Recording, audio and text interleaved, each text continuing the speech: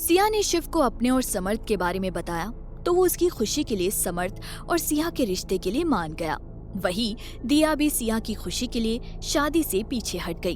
अगले दिन शिव और अंबिका की शादी हो रही थी कि तभी प्रदीप सिया को किडनैप करके वहां से ले गया। सुबह हो चुकी थी। वो सिया को लेकर काफी दूर निकल आया था। उसकी गाड़ी एक खंडर के बाहर रुकी तो वो गाड़ी से उतरा और फिर वो पैसेंजर सीट पर बेहोश पड़ी सिया को उतारने के लिए आगे बढ़ा। वो उसको छू पाता उससे पहले ही किसी ने उसके मुंह पर डंडे से अटैक किया, जिससे वो पेट के बल जमीन पर जा गिरा। उसने दर्द से कराहते हुए अपने सामने देखा तो वहाँ एक मस्कुलर बॉडी वाला इंसान हाथ में डंडा पकड़े खड़ा हुआ था। प्रदीप ने जब उस शख्स को देखा तो वो शख्स गुस्से में बोला, इनको हाथ लगाने की कोशिश भी मत करना। प्रदीप ने गुस्से में पूछा, तुम कौन हो? तेरी क्या लगती है ये लड़की?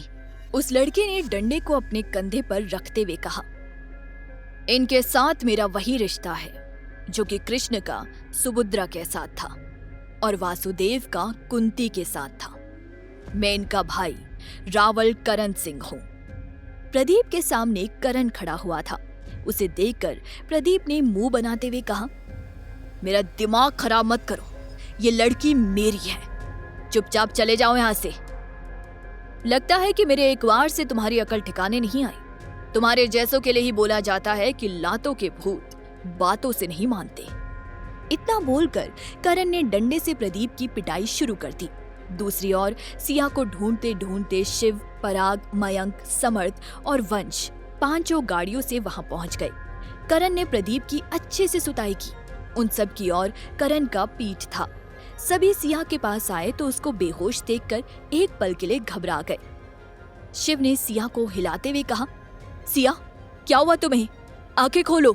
शिव की आवाज सुनकर करण उसकी ओर मुड़ा। शिव को अपने सामने देखकर वो चहकते हुए बोला, सर आप यहाँ? सबने पहले करण और फिर उसके पैरों में पड़े प्रदीप की ओर देखा। उसको देखकर सबको गुस्सा चढ़ गया। शिव ने गुस्से में कहा, ये घटिया आदमी, इसने मेरी बहन को हाथ लगाया, इससे तो मैं छोड़ूंगा नहीं। वो प्रदीप को मारने के लिए आगे बढ़ता उससे पहले ही समर्थ ने प्रदीप को गले से पकड़कर जमीन से 2 फीट ऊपर उठा दिया। समर्थ ने गुस्से में कहा, तूने हमारी लुगाई को हाथ लगाया, लागे है कि तने पता कोनी है कि पराई लुगाई को छूने की के सजा होवे है। प्रदीप को सांस नहीं आ रही थी। सबको लगा समर्थ उसको मार डालेगा। करण उसको ऊपर से नीचे तक गौर से देख रहा था। कोई भी उसको रोक नहीं रहा था क्योंकि वो सब भी यही चाहते थे। लेकिन पराग ने समर्थ को रोक लिया। उसने समर्थ को समझाते हुए कहा, समर्थ जी ये मर जाएगा, इसके गंदे खून से अपने हाथ गंदे मत कीजिए, छोड़िए इसे। मयंक रोको अपने भाई को। सबने समर्थ को समझाया तो उसने प्रदीप को छोड़ दिया। प्रदीप जमीन पर जा गिरा और गहरी गहरी सांसें लेने लगा। करण झट से समर्थ से लिपट गया। उसे ऐसा करते हुए देखकर समर्थ और वंश हैरान हो गए थे। करण ने समर्थ को प्यार से हक करते हुए कहा, आपके सीने से लिपटकर दिल को ठंडक मिल रही है। समर्थ ने करण की पीठ को थोड़ा सा थपथपाते हुए कहा, अब मने छोड़। शिव ने सिया के सिर को सहलाते हुए कहा, सिया क्या हुआ तुम्हें? आंखें खोलो। करण शिव की आवाज सुनकर सिया की ओर बढ़ा। वो सिया को देखकर बौखलाते हुए बोला, क्या हुआ मैम को? इन्हें अभी तक होश क्यों नहीं आया? मयंक गाड़ी से पानी लेकर सिया के पास आया और शिव ने सिया के चेहरे पर पानी के छींटे मारे। फिर भी सिया ने आंखें नहीं खोली। शिव ने उसके गाल सहलाते हुए कहा, सिया क्या हुआ तुम्हें? पराग ने जमीन पर पड़े प्रदीप को गुस्से में घूरते हुए पूछा, क्या किया तुमने सिया के साथ? करण ने भी प्रदीप को घूरते हुए गुस्से में कहा, लगता है कि तुमने आज मरने का इरादा करके ही मैम को छुआ था। उसको ऐसे सिया के लिए पॉजिटिव होते देखकर शिव के अलावा सब हैरान थे। समर्थ ने सिया की गर्दन चेक करते हुए कहा, इसको बेहोशी की दवाई दी गई है, इसको हॉस्पिटल ले जाना पड़ेगा। समर्थ की बात सुनकर पराग ने कहा, मैं और मयंक इस प्रदीप को देखते हैं, पुलिस को फोन कर दिया है, इसको जेल भेजकर हम भी हॉस्पिटल पहुंचते हैं। आप लोग सिया को लेकर निकलिए। शिव ने सिर हिलाते हुए कहा, हाँ। सिया को ऐसी हालत में देखकर करण काफी बौखलाया हुआ था। उसने बौखलाते हुए शिव को कहा, सर जल्दी कीजिए, मैम को लेकर चलिए, इनको कुछ होगा तो नहीं? शिव ने करण को समझाते हुए कहा, कुछ नहीं होगा करण, तुम चिंता मत करो। समर्थ और वंश उसको अजीब नजरों से देख रहे थे। शिव, समर्थ, वंश और करण सिया को लेकर हॉस्पिटल पहुंचे।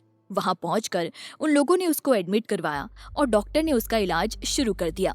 कुछ देर बाद सिया ऑब्जर्वेशन रूम में बेड पर बेहोश पड़ी हुई थी और सब लोग ऑब्जर्वेशन रूम के बाहर बैठे हुए थे।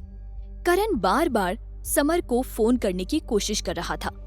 डॉक्टर सिया का चेकअप करके ऑब्जर्वेशन रूम से बाहर आए तो उनके आते ही शिव ने पूछा, डॉक्टर, क्या हुआ मेरी बहन को? वो ठीक तो है? डॉक्टर ने जवाब देते हुए कहा, हाँ वो ठीक है, उन्हें थोड़ी देर में होश आ जाएगा। इतना बोलकर डॉक्टर वहां से अपने कैबिन की ओर चले गए। वंश करण को ऐसे देख रहा था जैसे कि वो उसको जानना चाह रहा हो। करण की कॉल जैसे ही सामने से समर ने पिक की, उसने बोलना शुरू किया, सर आप मेरा फोन क्यों नहीं उठा रहे थे? मैं कब से आपका फोन ट्राई कर रहा था। करण ने आज जो भी देखा सब समर को बता दिया। उसको ऐसे किसी से बात करते हुए देखकर समर्थ उसे सवालिया नजरों से घूरे जा रहा था। जब ये सब शिव ने नोटिस किया तो वो समर्थ को समझाते हुए बोला, ये करण है, प्रताप इंडस्ट्रीज का लंदन वाला सारा बिजनेस पहले ये सिया के साथ हैंडल करता था। सिया के यहाँ इंडिया आने के बाद अब ये अकेला ही प्रताप इंडस्ट्रीज का सारा बिजनेस हैंडल करता है। समर्थ अभी भी करण को ही देख रहा था। वो फोन पर समर से बौखलाते हुए बोला, मैम को उसने बेहोश कर दिया। मैं अगर समय पर वहां ना पहुंचता तो पता नहीं वो मैम के साथ क्या करता। सबका ध्यान करण की ओर था कि तभी सिया की आवाज आई, करण। सबने उसकी ओर देखा और शिव ने झट से पूछा, सिया तुम यहाँ क्या कर रही हो? तुम ठीक तो हो ना? तुम्हें आराम करना चाहिए। मैं ठीक हूँ शिव, मेरी चिंता मत करो। करण यहाँ है, मुझे समर जी से बात करनी होगी। सिया ने इतना कहा और करण के पास गई तो वो सिया को देखकर चहकते हुए बोला, अरे मैम। सिया ने हाथ आगे करते हुए कहा, करण मुझसे बात करवाओ समर जी की। करण ने झट से फोन उसकी ओर बढ़ाया तो वो फोन पर बात करने लगी। सामने से समर और अक्षत दोनों कंपनी के ऑफिस में अक्षत के कैबिन में बैठे हुए थे। सिया ने फोन पर कहा, हेलो समर जी। समर ने उसकी आवाज सुनकर कहा, सिया आप ठीक है? करण क्या बोल रहा था? आपको किसी ने किडनैप किया था? सिया ने उसको समझाते हुए कहा, समर जी कुछ नहीं, वो एक सनकी था। आप उसे छोड़िए और मेरी बात ध्यान से सुनिए। करण अब मेरे साथ रहेगा और हाँ, करण से नहीं, आप दोनों अब से मुझसे ही बात कीजिएगा। मैं आपको न्यू मोबाइल नंबर भेज दूंगी, ओके? सिया बात कर रही थी। करण शिव और समर्थ के पास आया तो वो फिर से समर्थ को ऊपर से नीचे तक देखने लगा। शिव ने करण को देखकर कहा, ये राघव के भाई सा है करण, ठाकुर समर्थ सिंह राठौड़। सिया ने इनसे शादी कर ली है। और शिव ने करण को सिया और समर्थ के शादी के बारे में बताया तो वो खुश होकर बोला, ओह ये तो बहुत बढ़िया बात है कि मैम ने शादी कर ली। ठाकुर सर, क्या इसी खुशी में आपको एक बार गले लगा सकता हूँ? करण की बात सुनकर वंश ने समर्थ के कान में कहा, भाई साहब ये बार बार आपसे चिपक क्यों रहा है? मुझे लग रहा है कि ये वैसा है। उसकी बात सुनकर समर्थ ने धीमे स्वर में पूछा, वैसा मतलब? वंश ने उसके कान में जवाब दिया, मतलब लड़की से नहीं, लड़के से वो सब। उसकी बात सुनकर समर्थ ने करण को हाथ दिखाते हुए कहा, मारे से दूर रह छोरा, मने राघव और उसकी कोई भी चीज नहीं पसंद। थारी सिया मैम इब मारी लुगाई है, इस वास्ते मैं उसको कुछ नहीं बोल रहा हूँ, पर और कोई मारे से उम्मीद ना करे, यही अच्छा है। उसकी बात सुनकर करण ने मन में कहा, मेरे राघव सर से नफरत करके आपको प्यार नसीब होगा, ये आप भूल जाइए ठाकुर समर सिंह राठौड़। मैं अच्छे से जानता हूँ कि आप मेरे राघव सर से क्यों नफरत करते हैं। शिव ने उसके कान में कहा, ये राघव का भाई है लेकिन उसके जैसा नहीं है। करण ने शिव के कान में कहा, बताया था राघव सर ने, एक नंबर के खड़ूस है ये। पता नहीं सिया मैम को क्या पसंद आया इनमें। सिया बात करके उनके पास आई और बोली, शिव अब हमें घर चलना चाहिए, हमें अपना काम खत्म करके राजस्थान के लिए निकलना है। करण ने सिया से कहा, मैम मैं और पीहू भी आपके साथ जाएंगे और आपके साथ ही रहेंगे। सिया ने उसकी बात सुनकर स्माइल करते हुए कहा, हाँ बाबा तुम मेरे साथ ही रहोगे। अब तुम हमारे साथ चलो और पीहू को वहीं बुला लो, हम सब साथ में राजस्थान के लिए निकलेंगे। करण ने हाँ में सिर हिला दिया। वंश ने समर्थ के कान में कहा, भाई साहब ये लड़की अपने साथ इसको भी ले जा रही है। और आप कुछ बोल ही नहीं रहे। समर्थ ने वंश के कान में कहा, इसको जिसे भी अपने साथ लेकर जाना है ले जाने दो। ये सब लोग इसके अपने हैं। इसके अपनों के सामने इसको सजा मिलेगी, तभी हमारा बदला पूरा होगा। समर्थ सिंह की हर बात चुपचाप मान रहा था। वो सब लोग गोमती निवास के लिए निकल गए। सिंह, करण और पीहू शिव और अंबिका के साथ गोमती निवास में रुकने वाले थे। कुछ घंटों बाद सिंह, समर्थ, वंश, अल्पा, दिया, करण और पीहू कच्छ में सबसे विदा लेकर राजस्थान के लिए निकल पड़े। शिव और अंबिका दोनों फ्लाइट से जयपुर के लिए निकल गए। जयपुर में शिव ने अंबिका के साथ शेखावत मेंशन में रहने का फैसला किया था। सिया, अल्पा और दिया तीनों गाड़ी की बैक सीट पर बैठी हुई थी और फ्रंट सीट पर पीहू बैठी हुई थी। करण ड्राइव कर रहा था। अल्पा ने चहकते हुए सिया से पूछा, जीजी, मैंने सुना है कि राजस्थान बहुत ही खूबसूरत है। राजस्थान यानी राजपुताना राजाओं की धरती है और धरती पर स्वर्ग है राठौड़ हवेली, जिसमें सब लोग बहुत ही प्यार से रहते हैं। सिया ने स्माइल करते हुए कहा। उस गाड़ी के पीछे समर्थ की गाड़ी आ रही थी, जिसको समर्थ ड्राइव कर रहा था और वंश उसके बगल में बैठा हुआ था। वंश ने समर्थ से कहा, भाई साहब, बहुत ही खुश लग रही है वो लड़की राजस्थान वापस जाने की वजह से। उसको लग रहा होगा कि वो स्वर्ग में जाने वाली है, पर अब वो स्वर्ग उसके लिए नर्क बनने वाला है। अब ये रोज रोएगी, तब जाकर इसकी सजा पूरी होगी। अभी हंस लेने दे इसे। समर्थ ने इविल स्माइल करते हुए कहा। क्या करेगा समर्थ सिंह के साथ? क्या होगा जब सिंह के सामने आएगी राठौड़ परिवार की सच्चाई? क्या सिंह फिर से सब पहले जैसा कर पाएगी या सहना पड़ेगा सिंह को बिन गलती की सजा को? जानने के लिए सुनते रहिए महारी चांद कवर, सिर्फ पॉकेट एफएम पर।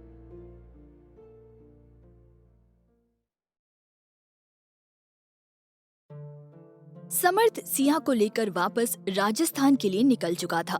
उनके साथ दिया, अल्पा, करण और उसकी पत्नी पीहू भी थी। वो सब इस बात से बेखबर थे कि सिंह उनको जिस राठौड़ हवेली में ले जा रही है वो अब पहले जैसी नहीं रही। सिंह ने राठौड़ परिवार को जिस हालत में छोड़ा था वहाँ अब वैसा कुछ भी नहीं बचा था। सिंह ने स्माइल करते हुए कहा, 3 सास है मेरी, लेकिन सिर्फ कहने को सास है। वो सब बहुत अच्छी हैं। सिया उन सबको राठौड़ परिवार के बारे में बता रही थी। सिया की बात सुनकर अल्पा चहकते हुए बोली, अरे वाह जीजी, आपकी बातों से तो लग रहा है कि आपका ससुराल बहुत अच्छा है। करण चुपचाप गाड़ी ड्राइव करते हुए उनकी बातें सुन रहा था। सिया ने स्माइल करते हुए कहा, हाँ बिल्कुल, माधव काकुसा की बेटी रूही है। पूर्णा, छवि, हर्ष भाई सा, युग और बहुत से लोग हैं। सबसे मिलवाऊंगी तुम लोगों को। तुम सबको खुशी होगी उनसे मिलकर। कुछ घंटों के बाद वो लोग नागौर पहुंच गए। राठौड़ हवेली में सबसे पहले समर्थ की गाड़ी एंटर हुई और उसके पीछे करण की गाड़ी एंटर हुई। सिया ने मुस्कुराते हुए कहा, लो आ गए हम मेरे ससुराल में। सभी लोग गाड़ियों से बाहर आए और एक पल के लिए हवेली की खूबसूरती को निहारने लगे। समर्थ ने उनको देखकर मन में कहा, तुम्हारी हवेली को बुरी नजर लगाकर भी चैन नहीं आया क्या इस छोरी को? देखो तो कैसे सब घूर रहे हैं। सिया सबके साथ हवेली की ओर बढ़ गई। उसने जैसे ही हवेली की चौखट पर अपना पहला कदम रखा, गंगा की कड़कती हुई आवाज आई, रुक जाओ। सिया आवाज सुनकर खुश हो गई। उसने स्माइल करते हुए कहा, मासा? गंगा सिया के सामने खड़ी हुई थी। उसकी शक्ल पर गुस्सा साफ दिखाई दे रहा था। अल्पा ने सिया के कान में कहा, जीजी, ये आपकी सास है। लगता है कि आपका स्वागत करने आई है। आपकी आरती उतारेंगी? सिया स्माइल करते हुए गंगा को देखकर बोली, अरे मासा, आरती की जरूरत नहीं है। मैं कौन सा पहली बार आई हूँ इस हवेली में। आरती उतारू थारी? ये ले आरती। गंगा ने गुस्से से सिया के गाल पर थप्पड़ मारा। सिया ने अपने गाल पर हाथ रखते हुए हैरानी से उसकी ओर देखा। उसके पीछे बाकी घर वाले खड़े हुए थे जो कि सिया को गुस्से से घूर रहे थे। करण को गंगा पर गुस्सा आ रहा था। वही पीहू, दिया और अल्पा ये सब देखकर हैरान थी। सिया ने सोचा शायद वो उसके बिना बताए जाने की वजह से गुस्सा है, इसलिए उसने गंगा को समझाते हुए कहा, मासा, मैं आपका गुस्सा समझ रही हूँ, पर मेरी मजबूरी थी। मैं आप लोगों से अपनी गलती की माफी मांगती हूँ। गंगा ने गुस्से से उंगली दिखाते हुए कहा, सपने में भी मत सोचना कि तुम्हें हमसे माफी मिलेगी। समर्थ सिया को देखकर गुस्से में बोला, जो गलती तूने की है, थारा स्वागत तो ऐसे ही होना चाहिए था। सिया सवालिया नजरों से समर्थ को देख रही थी। करण गुस्से में कुछ बोलने को हुआ, पर सिया ने उसका हाथ पकड़कर उसे रोक दिया। पीहू, अल्पा और दिया को तो कुछ भी समझ नहीं आ रहा था। वो घबराई हुई थी। सिया अभी समर्थ की ओर हैरानी से देख रही थी कि तभी उसके पीछे से हर्ष की आवाज आई, अभी तुम्हारा स्वागत पूरा नहीं हुआ, अभी तो बाकी है तुम्हारा असली स्वागत। सिया ने पीछे मुड़कर हर्ष को देखा, जो कि लेडीज पुलिस फोर्स के साथ उसके सामने खड़ा हुआ था। उसने हर्ष को देखते हुए पूछा, ये सब क्या है हर्ष भाई साहब? हर्ष ने एक कांस्टेबल को इशारा किया और उसने सिया के हाथ पर हथकड़ी लगा दी। ये सब देखकर करण गुस्से में हर्ष को बोला, तुम्हारी हिम्मत कैसे हुई मैम को हथकड़ी लगाने की? तुम्हें तो मैं। करण आगे बढ़ता उससे पहले ही सिया ने उसे रुकने का इशारा किया, तो वो गुस्से से मुट्ठी भींचते हुए हर्ष को घूरने लगा। सिया के बाकी साथियों को भी गुस्सा आ रहा था, पर उसने सबको कुछ भी करने से रोक रखा था। हर्ष ने करण को देखते हुए कहा, मुझे नहीं पता कि तुम कौन हो और इस लड़की के साथ तुम्हारा क्या रिश्ता है, पर मैंने इसको अपनी बहन मानकर इस पर भरोसा किया था और इसने अपने ताया ससुर, ताई सास, देवर शिवम और उनके बॉडीगार्ड हेमंत का खून करवाकर मेरे और पूरे राठौड़ परिवार के भरोसे को तोड़ा है। हर्ष की बात सुनकर सिया और उसके साथियों के पैरों तले जमीन ही खिसक गई। करण ने बौखलाते हुए कहा, ये नहीं हो सकता, सिया मैम ऐसा नहीं कर सकती। सिया ने बौखलाते हुए कहा, ताऊसा, ताईसा, शिवम भाई सा मर गए? नहीं नहीं, मैंने कुछ नहीं किया। हर्ष भाई सा, मैंने कुछ नहीं किया। क्या हुआ उन्हें? ऐसे कैसे? उसकी बात सुनकर उसके साथियों के अलावा सबको उस पर गुस्सा आ रहा था। समर्थ ने उसको बाजू से पकड़कर गुस्से में कहा, ये सब बोलने से सच बदल को नहीं जावेगा। ले जाओ इसको हर्ष, वरना आज एक हुकुम सा अपनी मर्यादा भूलकर अपने हाथ इसके गंदे खून से रंग लेगा। हर्ष ने कांस्टेबल से कहा, ले चलो इसे। करण ने गुस्से में कहा, मैम को कहां लेकर जा रहे हो? छोड़ो इन्हें। सिया ने ना में सिर हिलाकर कहा, मैंने कुछ नहीं किया। उन्हें क्या हुआ बताइए तो। पुलिस सिया को वहां से ले जाने लगी। मैम ने कुछ नहीं किया, करण बोला। जीजी ऐसा कुछ नहीं कर सकती, उन्हें छोड़ दीजिए। ऐसे बोलते हुए सिया के साथी सिया के पीछे गए। हर्ष और पुलिसकर्मी पुलिस की गाड़ी में सिया को बैठाकर वहां से ले गए। समर्थ का परिवार उसको जाते हुए देखकर खुश हो रहा था। करण गुस्से में भर चुका था। अल्पा ने रोते हुए कहा, जीजी। दिया ने अल्पा को संभालते हुए कहा, अल्पा शांत हो जाओ, सिया को कुछ नहीं होगा। पीहू ने करण से कहा, करण जी कुछ कीजिए। गंगा ने समर्थ और बाकी सबसे कहा, अब बैठे खड़े खड़े क्या कर रहे हो आप लोग? अंदर चलो और नहा लो, मैं तुम लोगों के लिए खाना लगवाती हूँ। समर्थ और वंश अपने परिवार के साथ हवेली के अंदर चले गए और उन्होंने हवेली का दरवाजा अंदर से बंद कर दिया। करण ने तीनों लड़कियों को गाड़ी में बैठाया और गाड़ी लेकर पुलिस स्टेशन की तरफ निकल पड़ा। कुछ देर में हर्ष और उसके साथी सिया को लेकर पुलिस स्टेशन पहुंच गए थे। उन्होंने आते ही उसको लॉकअप में बंद कर दिया। वो हर्ष को समझाते हुए बोली, भाई साहब मैंने कुछ नहीं किया, मैं भला ताऊसा को क्यों मारूंगी? मुझे तो पता भी नहीं था कि मेरे पीछे यहाँ पर ये सब हो गया।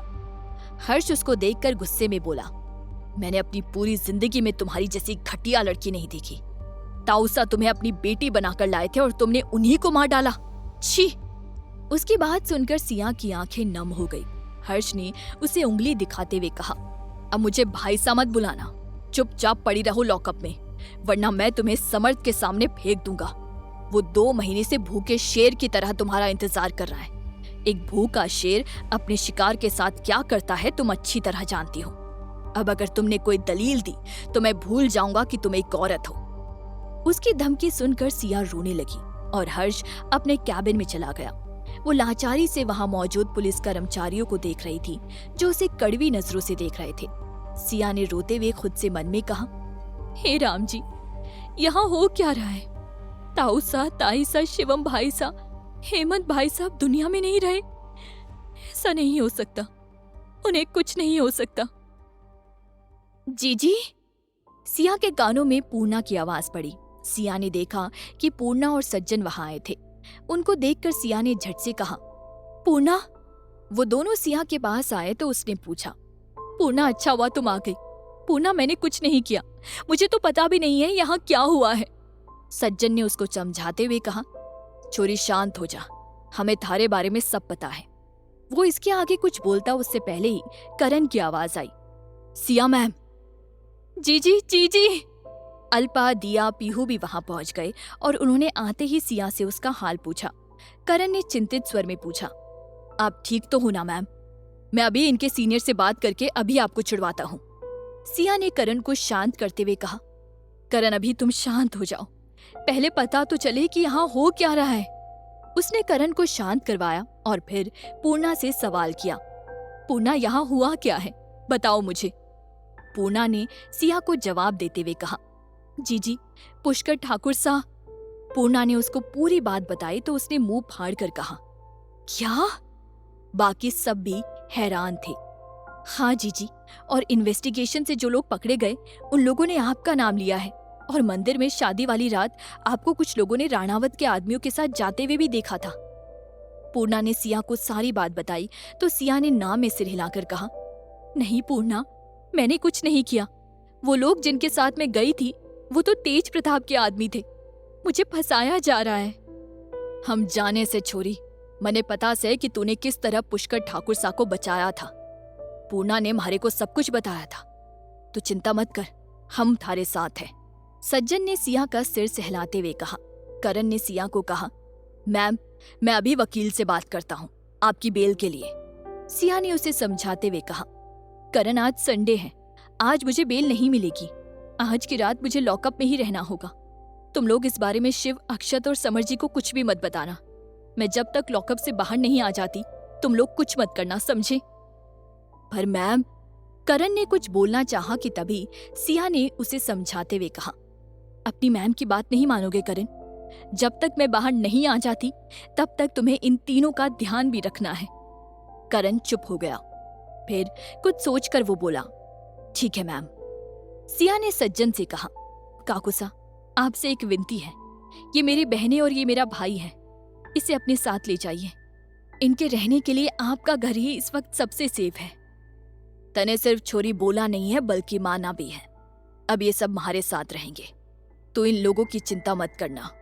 सज्जन ने सिया को भरोसा दिलाते हुए कहा। पूर्णा अपने बापूसा की बात में हामी भरते हुए बोली, हाँ जीजी आप चिंता मत करो, हम इन लोगों का अच्छे से ध्यान रखेंगे।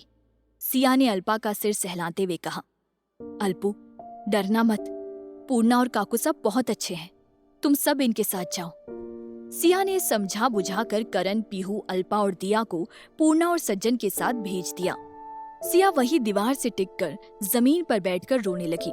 सिया ने मन में कहा, ऐसा नहीं हो सकता ताऊसा इस दुनिया में नहीं रहे, मेरी वजह से ये सब हुआ है। हे राम जी, ये आपने क्या कर दिया? सिया बैठकर रो रही थी। रात हो चुकी थी। पुलिस स्टेशन में कुछ कांस्टेबल्स ही बचे थे। एक लेडी कांस्टेबल सिया के लॉकअप में आई और उसको बाजू से पकड़कर बोली, चलो मेरे साथ। सिया बोली, कहाँ ले जा रही हो आप? चुपचाप चलो।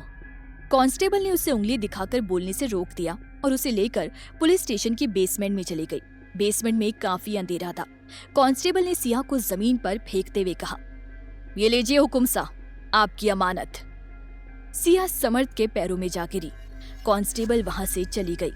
समर्थ ने सिया को कंधे से पकड़कर खड़ा किया तो सिया ने रोते हुए कहा, मैंने कुछ नहीं किया समर्थ जी। समर्थ ने सिया का गाल पकड़कर कहा, आज हमारी सुहागरात है, सुहागरात पर रोते नहीं है, चल अब सुहागरात मनावे। क्या इरादा है समर्थ का? क्या सिया खुद को बेगुनाह साबित कर पाएगी? क्या होगा जब शिव को अपनी बहन की ऐसी हालत के बारे में पता चलेगा? क्या होगा अब आगे जानने के लिए सुनते रहिए म्हारी चांद कवर, सिर्फ पॉकेट एफएम पर।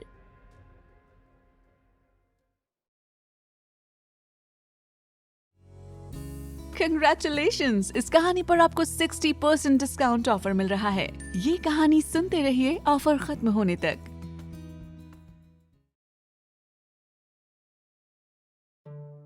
सिया राठौड़ हवेली पहुंची तो पूरे राठौड़ परिवार ने उसका नागौर में नफरत से स्वागत किया। उसको कत्ल करने के जुर्म में जेल में भेज दिया गया। रात में समर्थ ने उसे सजा देने के लिए एक कांस्टेबल की मदद से पुलिस स्टेशन के बेसमेंट में बुलाया। समर्थ ने सिया का गाल पकड़कर कहा, आज हमारी सुहाग रात है, सुहाग रात पर रोवे कोनी से, चल अब सुहाग रात मनावे। सिया ने उसकी आंखों में देखते हुए पूछा, ये आप क्या कह रहे हैं समर्थ जी? समर्थ ने उसके जबड़े को भींचते हुए कहा, तने सुनाई ना दिया के? इब मैं हुकुम सा हूं, तुम्हारी बात मानना थारा कर्तव्य है। सिया ने रुंधे स्वर में कहा, समर्थ जी मैंने कुछ नहीं किया, मेरा दोस्त खतरे में था, मैं उसे बचाने के लिए गई थी। समर्थ ने उसके जबड़े को फिर से भींचते हुए कहा, तू फिर से शुरू हो गई। मने थारे साथ सुहाग रात मनानी है, ना कि थारी झूठी दलीलें सुननी है। ये सब पुलिस वालों से और कोर्ट में बोलना मने नहीं। अब मने और मत तरसा। उसकी बात सुनकर सिया ने रोते हुए कहा, समर जी ये सब सही नहीं है। थारी इजाजत को नहीं मांगी मैंने। इतना बोलकर समर्थ ने गुस्से से सिया को जमीन पर फेंक दिया। वो जमीन पर पड़ी बस लाचारी से समर्थ की नफरत भरी आंखों में देख रही थी। उसका पूरा चेहरा आंसुओं से भीग चुका था। समर्थ ने अपने कुर्ते के बटन खोलते हुए कहा, तुम्हारे साथ थारे को खुशी नहीं मिल रही थी जो तू अपने आशिक के साथ भाग गई? अच्छे से जानू हूं थारे जैसी लुगाई को। थारे जैसी लुगाई जट्ठे भी जावे है, बट्ठे अपना आशिक बना लेवे है। सिया ने उसको समझाते हुए कहा, ये आप कैसी बातें कर रहे हैं? आप मुझे गलत समझ रहे हैं। वो ऐसे ही रोते हुए समर्थ को समझाने की कोशिश कर रही थी, पर वो अपने कुर्ते के बटन खोलते हुए उसकी तरफ कदम बढ़ा रहा था। उसको करीब आता देखकर वो खुद को पीछे धकेल रही थी। समर्थ सिया के करीब पहुंचा ही था कि तभी हर्ष की आवाज आई, समर्थ। हर्ष की आवाज सुनकर समर्थ जहां था वहीं रुक गया। उसने अपने सामने देखा तो उसके सामने एक लेडी कांस्टेबल के साथ हर्ष खड़ा था। हर्ष मुंह बनाते हुए बोला, ये तुम क्या कर रहे हो समर्थ? समर्थ ने गुस्से में उसे जवाब दिया, हर्ष मैं इस छोरी को इसके किए की सजा दे रहा हूँ, मैं आज इसको। उसकी बात बीच में काटते हुए हर्ष ने कहा, समर्थ तुम ये नहीं कर सकते। तुम्हें इसको जो भी सजा देनी है हुकुम सा होने के नाते देना, ना कि इसका पति होने के नाते। और यहाँ तो तुम इसे बिल्कुल भी सजा नहीं दे सकते। भूलो मत, ये पुलिस स्टेशन है। यहाँ तुम इसके साथ कुछ भी करोगे तो उसका फायदा इससे ही मिलेगा। हर्ष की बात सुनकर समर्थ सिया को गुस्से से घूरने लगा, जैसे कि वो उसे जिंदा खा जाएगा। ये सब देखकर सिया बस जमीन पर बैठी रोए जा रही थी। हर्ष ने कांस्टेबल को गुस्से में कहा, तुम देख क्या रही हो? लेकर जाओ इस लड़की को यहाँ से। कांस्टेबल सिया को खींचते हुए वहां से ले गई। हर्ष ने समर्थ को समझाते हुए कहा, समर्थ ये तुम क्या कर रहे थे? अगर मैं समय पर नहीं आता तो तुम गड़बड़ कर देते। अगर तुम्हें उसे सजा देनी है तो हुकुम सा होने के नाते सभा बुलाओ और सब मुखिया की सहमति से जो सजा देनी है दे देना, पर अभी नहीं। मैं इसको छोड़ूंगा नहीं। समर्थ ने गुस्से से इतना कहा और बेसमेंट से बाहर निकल गया। उसके पीछे पीछे हर्ष भी वहां से चला गया। समर्थ जब लॉकअप के सामने से गुजरा तो उसकी नजर सिया पर गई जो जमीन पर बैठी हुई थी। वो घुट्टों में चेहरा छुपाकर रो रही थी। सिया को देखकर समर्थ ने गुस्से से मुट्ठी भींच ली और वहां से चला गया। हर्ष भी सिया को गुस्से में घूरते हुए उसके पीछे पीछे निकल गया। सिया ने रोते हुए मन में कहा, नहीं हुकुम सा, मैं आपकी नफरत नहीं सह सकती। मुझे खुद को बेगुनाह साबित करना ही होगा, तभी ये नफरत फिर से प्यार में बदल पाएगी। उसने पूरी रात रोते हुए निकाली। उसकी वजह से पूर्णा के घर में कोई भी चैन से नहीं सो पाया था। अगले दिन करण ने सिया की बेल करवाई और उसे लेकर पूर्णा के घर आ गया था। सब लोग घर के हॉल में बैठे सिया के आने का इंतजार कर रहे थे। सिया के आते ही सब ने उससे उसका हाल पूछा। नौकरानी उनके लिए चाय नाश्ता लेकर आई। वो लोग चाय नाश्ता करने लगे। पूर्णा ने सिया से कहा, जीजी आपको घनी बुरी तरह फंसाया गया है। मैं और बापू सा तो पहले से ही सोच रहे थे कि जब आप यहाँ आओगी तो आपके साथ ऐसा ही होगा। पूरा ठाकुर परिवार बौखलाया हुआ है। सिया ने उसे जवाब देते हुए कहा, जानती हूँ पूर्णा, उन लोगों ने अपने परिवार को खोया है। सोचो, घर के इतने सारे सदस्य हैं, ऐसे अचानक ही। सिया से बोला भी नहीं जा रहा था, इसलिए उसने गहरी सांस लेते हुए कहा, मुझे तो विश्वास ही नहीं होता कि ऐसा कुछ हो सकता है। करण, सबसे पहले मेरा एक काम करो, वकील से बोलकर मुझे इस केस की सभी जानकारी की कॉपी लाकर दो। उसकी बात सुनकर करण ने पूछा, जानकारी की कॉपी? पर आप उसका क्या करेंगी मैम?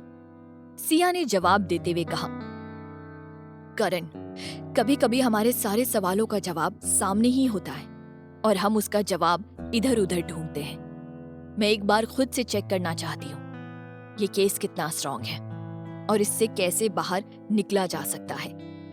करण ने उसकी बात मानते हुए कहा, ठीक है मैम, मैं कल ही सारी जानकारी की कॉपी निकलवा लूंगा। अल्पा ने सिया से लिपट कर कहा, जीजी, आपको मुझे अपनी यहाँ नहीं लाना चाहिए था। फूई बात सही बोलती थी, मैं मनहूस हूँ, इसलिए आपके साथ ऐसा हो रहा है। सिया ने अल्पा का सिर सहलाते हुए कहा, अल्पा, ऐसा कुछ नहीं है, ये सब 2 महीने पहले हुआ था, तब तो तुम मेरे साथ नहीं थी ना, ऐसे खुद पर दोष मत दो। सज्जन ने अल्पा को समझाते हुए कहा, लड़कियां तो घर की लक्ष्मी होवे हैं, तुम खुद ही देखो, तुम सबके आने से हमारे घर की रौनक चौगुनी हो गई है और तू खुद को मनहूस बोल रही है। अल्पा के चेहरे पर हल्की सी मुस्कान आ गई। सिया ने उसकी गाल सहलाते हुए कहा, ऐसे ही मुस्कुराते हुई प्यारी लगती हो तुम। सिया अभी बोल ही रही थी कि तभी घर का एक नौकर बाहर से उनके पास आया और सिया की तरफ इशारा करते हुए बोला, मालिक सा, हुकुम सा ने इनको सभा में हाजिर होने के लिए बुलावा भेजा है। नौकर की बात सुनकर सब हैरान हो गए। सिया ने हैरानी से मुंह बनाते हुए कहा, क्या हुकुम सा ने मुझे सभा में बुलाया है? करण ने मुंह बनाते हुए कहा, अब ये सब क्या है मैम, आपको हुकुम सा की सभा में क्यों बुलाया जा रहा है? सिया को हर्ष की रात वाली बात याद आई जो उसने समर्थ से बोली थी, इसलिए उसने सीरियस होकर करण को जवाब दिया, वो मुझे हुकुम सा होने के हक से सजा देना चाहते हैं। सबके चेहरे का रंग उड़ गया। सिया ने उन सबको समझाते हुए कहा, मुझे वहां जाना होगा। पर मैम आप, करण ने कुछ बोलने के लिए मुंह खोला तो सिया ने उसकी बात काटते हुए कहा, कोई परवाह नहीं करण, तुम चुपचाप मुझे वहां लेकर चलो, बाकी लोग चिंता मत करना, मैं अभी आई। मैं भी तारे साथ चलता हूँ छोरी। सज्जन ने इतना कहा और वो भी करण और सिया के साथ सभा के लिए निकल गया। सभा भवन में इलाके के कुछ लोग और सारे पंच सभा में मौजूद थे, बस मुखिया और समर्थ वहां नहीं थे। करण, सिया और सज्जन सभा में पहुंचे तो वहां सब मुखी अपनी अपनी जगह पर बैठे हुए थे। सिया ने आते ही सबको खमाघणी किया। करण ने सिया के कान में कहा, मैम, यहाँ हो क्या रहा है? सजा देने के लिए कोर्ट है, फिर भी इन लोगों ने सभा बुलाई। सिया ने उसको चुप रहने का इशारा किया। उसने मन में खुद से कहा, हुकुम सा की गद्दी अगर समर्थ जी के पास है तो फिर मुखिया कौन है? कुछ देर में समर्थ और पृथ्वी का छोटा बेटा जीत अपने भाइयों के साथ वहां आया। सबने उनको खमाघणी किया। हुकुम सा की जगह समर्थ बैठ गया और मुखिया की गद्दी पर जीत बैठ गया। सिया ने उसको देखकर मन में कहा, ये तो ताऊसा के जैसे दिख रहे हैं, मतलब ये जीत भाई सा है।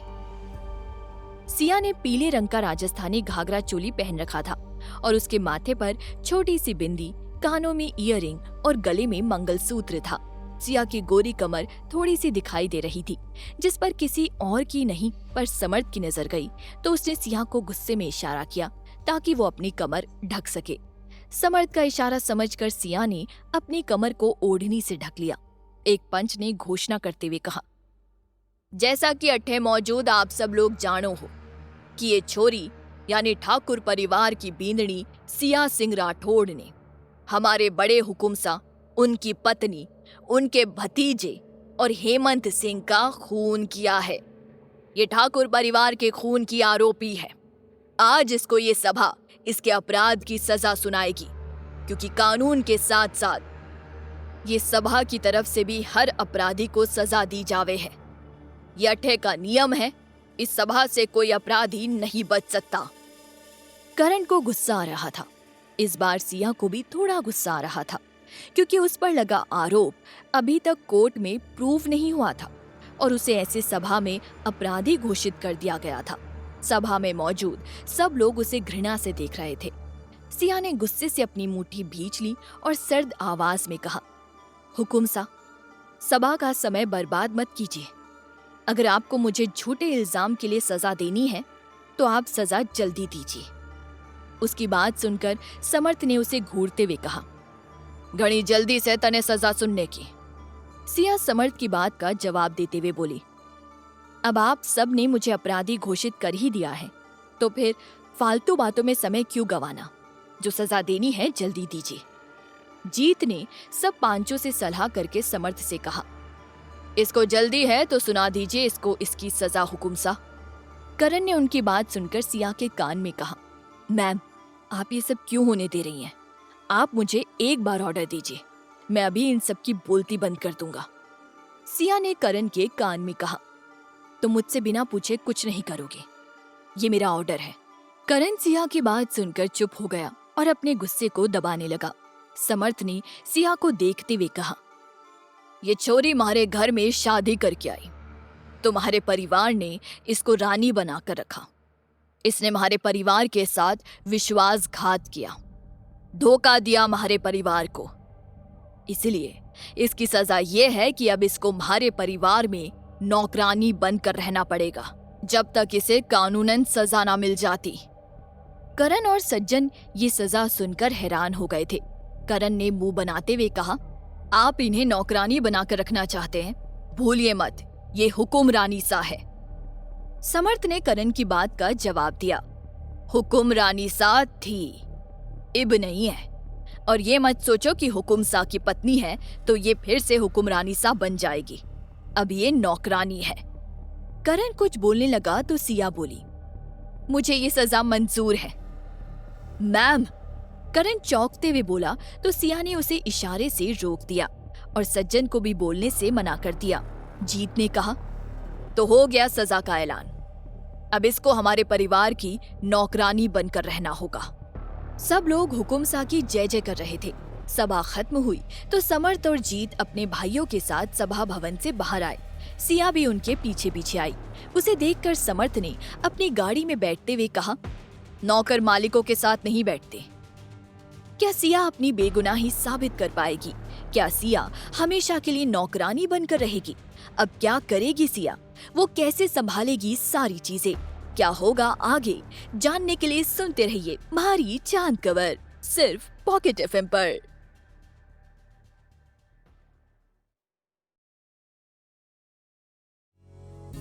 Congratulations! इस कहानी पर आपको 60% डिस्काउंट ऑफर मिल रहा है। ये कहानी सुनते रहिए ऑफर खत्म होने तक। सिया को